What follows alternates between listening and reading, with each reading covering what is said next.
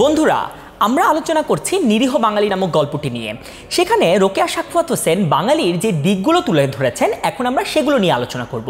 প্রথমত তিনি আলোচনা করেছেন যে বাঙালিরা আসলে কি খাওয়া দাওয়া করে।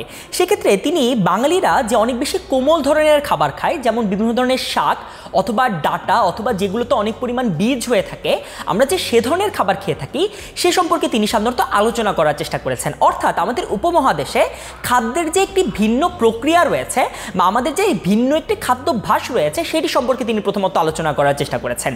দুই, সেই খাবারের জন্য অর্থাৎ অনেক বেশি বীজ সম্পন্ন খাবার গ্রহণ করার জন্য আমাদের শারীরিক গঠন যে অনেক বেশি শক্তিশালী নয় বা আমরা যে অনেক বেশি ফিট না সে সম্পর্কে রোকেয়া সাখাওয়াত হোসেন বলার চেষ্টা করেছেন। গল্পটিতে তিনি মজা করে বলার চেষ্টা করেছেন অনেক বেশি বীজ সম্পন্ন খাবার আমরা খেয়ে থাকি দেখে আমাদের ভুঁড়িটিও সাধারণত একটি স্থূল। এই কথাটি একদম কোট করে তিনি আসলে গল্পটিতে বলার চেষ্টা করেছেন। একই সাথে বাঙালিদের স্বভাব সম্পর্কে তিনি বলার চেষ্টা করেছেন।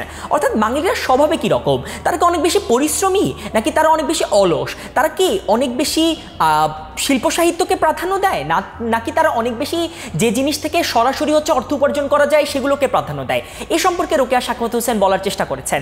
এবং একই সাথে বাঙালিদের পোশাক পরিচ্ছদ কেমন সে সম্পর্কেও রোকেয়া সাখাওয়াত হোসেন ব্যাখ্যা করার চেষ্টা করেছেন।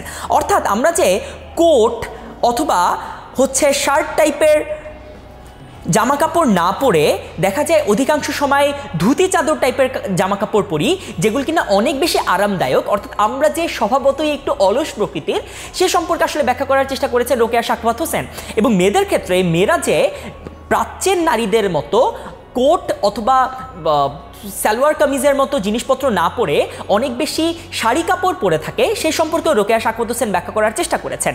অর্থাৎ বাঙালিদের খাদ্যাভ্যাস, শারীরিক গঠন, স্বভাব এবং পোশাক পরিচ্ছদ এই চারটি জিনিস সম্পর্কে রোকেয়া সাখাওয়াত হোসেন নিরীহ বাঙালি নামক গল্পটিতে ব্যাখ্যা করার চেষ্টা করেছেন।